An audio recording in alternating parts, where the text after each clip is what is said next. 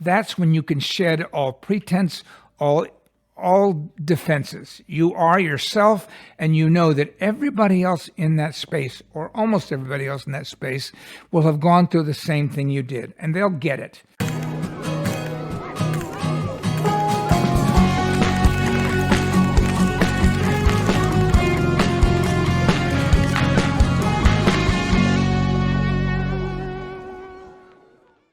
Hi, this is Mike Balaban. Welcome to another episode of BAMMER Talks. Today I'd like to cover two related topics for you. One is why it's so important that we document and preserve LGBTQ history, the history of our community, particularly over the last 50 or so years when so much civil rights change has taken place. The second issue, and it's kind of a corollary, is why I also think it's important that we preserve and keep available gay meeting spaces, LGBTQ meeting spaces. Let's go back to the history topic first.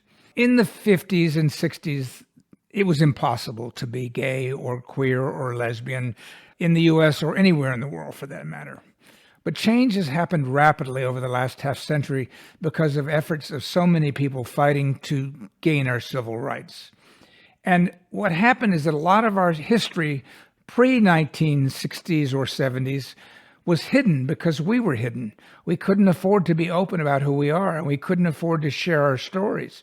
And as a result, we were written out of history. There was no history about us. But as time went on and civil rights became more available, some of the elder people from the 40s and 50s and 60s began to tell their stories, and we began to document them. And we now have a fuller picture of our history from that era. And as people go forward, like in my own case, starting in the 60s and 70s, I've kept a record of the history that I've lived. And plenty of other people have done the same. The result is a fuller picture of what it was like for LGBTQ people in the US and around the world during this period.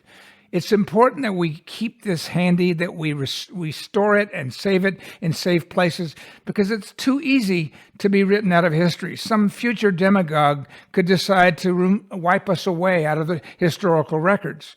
And it's also important because one has to know one's past to ensure that you don't repeat it in the future. George Santayana said that, and he was seconded by Winston Churchill, the British Prime Minister. Those who don't know their history are condemned to repeat it. Well, right now what's going on in the United States is there's an effort by conservative forces to force a backlash on the LGBT community and to take away some of our hard-won rights. And it's looking suspiciously just like what they tried to do in the 70s when Anita Bryant, the famous orange juice queen, stood up and tried to demonize gay people. So knowing what happened back then and how we fought it and how we were successful in overcoming that resistance can be very important in today's fight.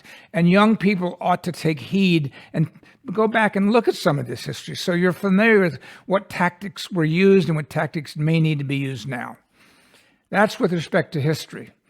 Then let's shift over to the matter of preserving and saving gay and LGBTQ meeting spaces.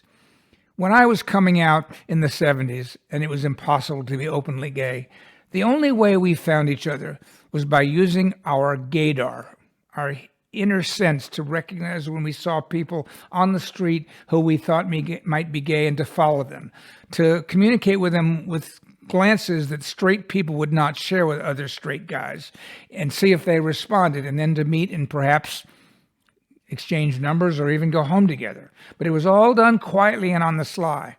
And then we found out where the gay meeting places were in each city where we lived.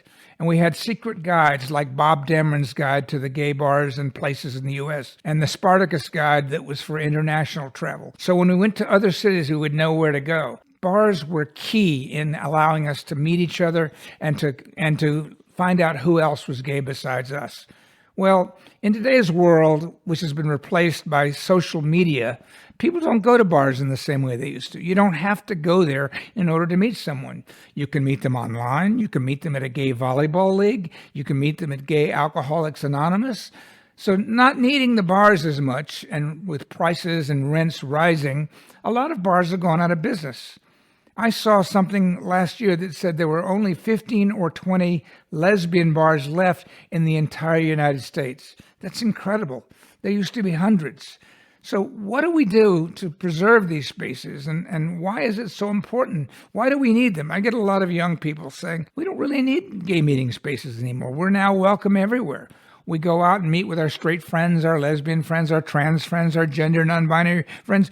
I don't want to go to a place that's primarily gay men or gay men and lesbians. It's confining. And my answer is the following. Okay, so we're out, we're open. God willing, it remains that way for centuries to come, although who knows. But in the meantime, you are always going to be different as a gay, lesbian, bisexual, transgendered, gender non-binary person. You will never be like the majority. You will never be like everyone else. When you're growing up as a young child and you begin to detect that you're different, and you know on some level you don't want to be different, so you do everything you can to try to be like everybody else and to hide your difference. And you go through early parts of your life denying your sexual orientation or gender identity. And it's only when you have to own up to those and you become your true self that you're able to go out in the world and come out and be who you are. And that's well and good. Except wherever you go, you're going to run into people that don't know you're gay or lesbian or trans. And you're going to be faced with a conundrum. Do I share my true identity with them? Or do I continue letting them think I'm just like everybody else? So let me give you an example. Let's imagine you're a gay couple and you and your husband have 2 children through surrogacy. And you live in the suburbs and work in the city, and you decide you want to join the local country club. Now, the first day you go to show up and get your registration papers and begin using the club, your husband takes the car and parks it in the parking lot. And while he does that, you take your 2 children through surrogacy or adoption, and you go into the entrance to the club, and you go up to the front desk, and they're beginning to process you and give you the paperwork, and you're signing it. And a couple of other club members come by, and they look at you and your 2 children, and they stop and go, "Oh my God, what adorable kids. Are you a new member?" "Well, yes, I am. Thank you. I'm so-and-so. I'm so-and-so." "Well, where's your wife? We'd like to meet her." "I'm sorry, I don't have a wife. My husband's out in the parking lot parking the car." You've just been forced to come out by an ordinary happening in the world day to day. And that will go on and on and on forever. And you don't always want to have to come out. You don't want to have to sit there and say, "I'm not like you. I'm different. Here's who I am." And yet, the alternative is to keep quiet and let them think you are straight, which is worse. There is another alternative. Every once in a while, you're going to want to go to a gay bar or a lesbian bar or a mixed space or a queer recreation center at the LGBTQ center. Sometimes with you and your husband and the kids. Sometimes you leave them with a babysitter and you and your husband will go there.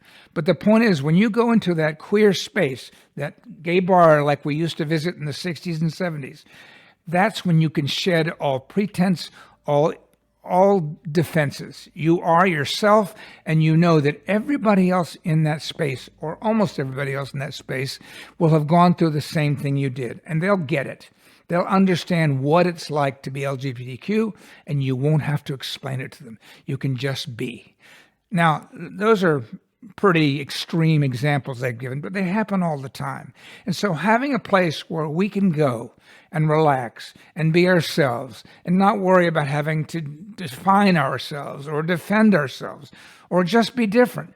Everybody's different in that place, and you feel comfortable and you have a shared space to relax in.